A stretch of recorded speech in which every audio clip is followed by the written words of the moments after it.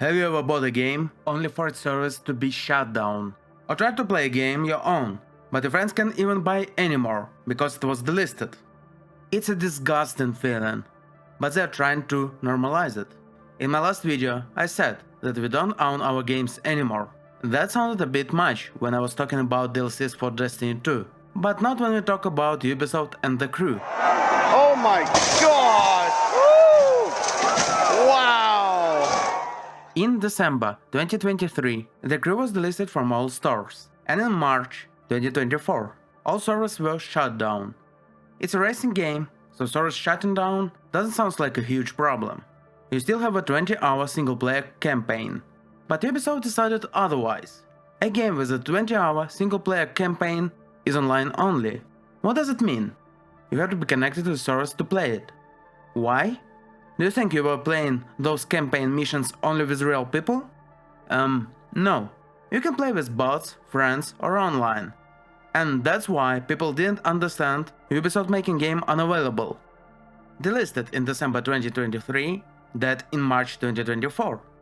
So, you got 3.5 months to play the game if you bought it before it was delisted. While half of the games in my library have been waiting for years until I played them. And here is the interesting part. In June 2023, the game had an 85% discount. I don't wanna blame anyone, but an 85% discount? 9 months before killing it? Looks ridiculous. By the way, after the shutdown, lawsuits were filed in France and the United States. People were asking why, but all the answers sounded the same. It was a limited license, and you got what you paid for. Oh, and my favorite quote there is, after making their purchases, plaintiffs enjoyed access to the crew for years. What? But what about the people who bought it just 3.5 months before the shutdown? So yeah, that was Ubisoft saying we don't own our games anymore. But this problem is much wider. They don't just take our games away, they also make it so we don't have a chance to buy them. It's a slightly different problem, but still about ownership. Do you remember GTA The Definitive Edition? That game-like substance feels like mobile slop they ported on PC. And when I say mobile slop, I'm not joking. And of course, they delisted the original trilogy. We have to be honest, that looks like money first policy. Cause who would buy the digital mess if they could buy the classic games? Also, we should remember the mods that they tried to remove before their master's release. Cause the mods looked much better. So, nothing special, just business. I'm sorry to say that, but in recent years, we have seen more and more delisted titles. That's a really painful thing. To me, video games have always been a big part of culture, just like books, paintings, and movies, from visuals to stories. While we try to save all these parts of culture, video games disappear from all stores. If your Steam account is old enough, I'm sure you can find a few delisted titles there. Yeah, you can still play them. So, they haven't disappeared for you. But another part of the community can lose some masterpieces, such as Spec Ops The Line or Lost Planet 2. Games disappear from official stores, even from GOG.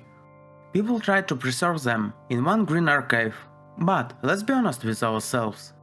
They stay alive only until the last free copy disappears from someone's PC. Why are they delisted? There are a lot of reasons, from greed, as with the GTA, to the end of publishers' rights to sell a game. Spec Ops The Line was delisted due to expiring music licenses, while Lost Planet 2 was delisted because games for Windows Live died.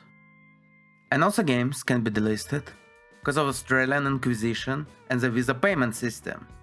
It's pretty old but sweet enough to talk about. Subscribe and maybe in the next slop video I'll tell you about it. By the way, with every single delisted game, we lose a big part of the culture and history of video games. Before we talk about the next point, I want us to remember the greatest joke Sony made about Xbox in 2013. This is how you share your games on PS4.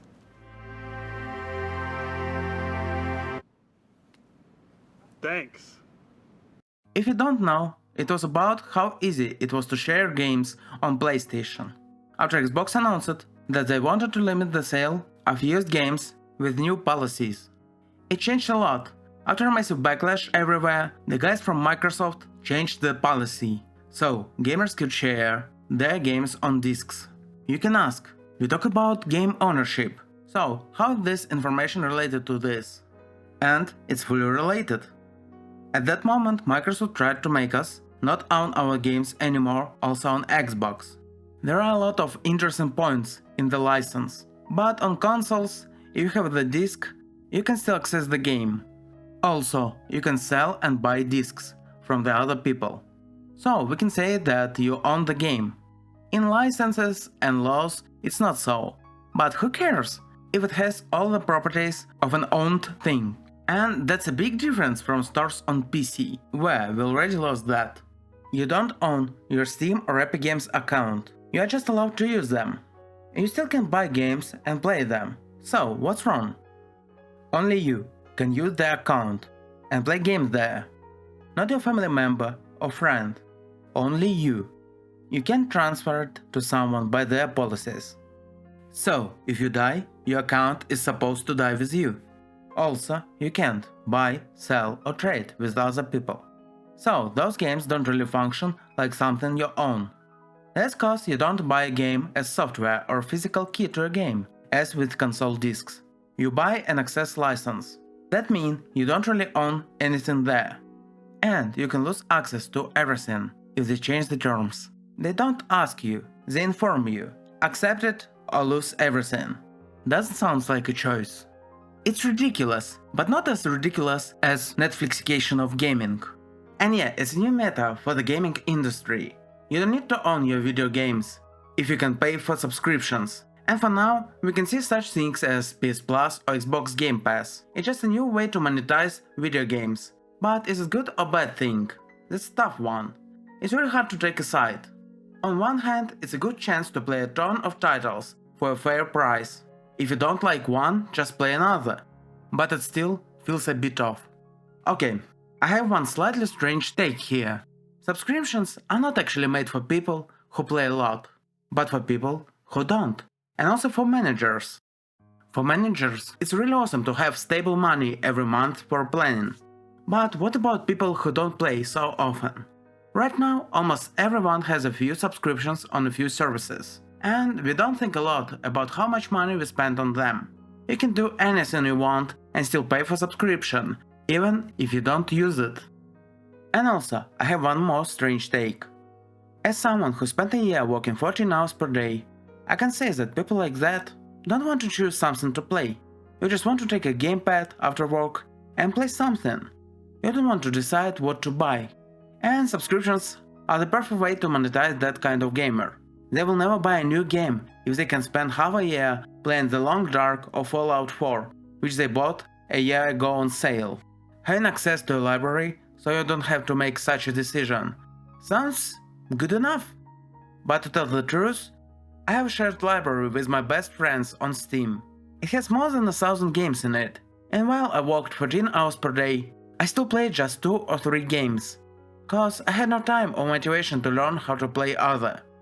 A giant library is a good beautiful illusion, but sometimes it just doesn't work. So I'm sure that a lot of people who have subscriptions there just play a few games that would be cheaper to buy than to pay for subscription. Also, with a copy of the game, you can come back and play again at any moment for free.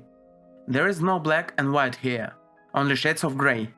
Subscriptions like that can be really good if you play a lot of different games, but if you don't, it's just a waste of money. But studios really want to push us towards subscriptions, with no real alternative. It's their wet dream, cause they prefer stable money instead of money only on release. I'm okay with subscriptions while I can buy a copy. But without regulation, this could easily become the only way we access games. That's what really worries me about the future. Cause if one of the subscription services dies, we'll lose the chance to come back to our favorite titles. And we'd lose a huge part of gaming history and culture. In most countries, this is a total legal grey area. That's why we can find shady stuff in terms of use like we may close your account and your ability to use services for any reason in relation to your actions in or outside of the services. So, we can't feel confident that will have access to our games tomorrow. Right now, there are initiatives like Stop Destroying Video Games by Stop Killing Games and the Digital Fairness Act.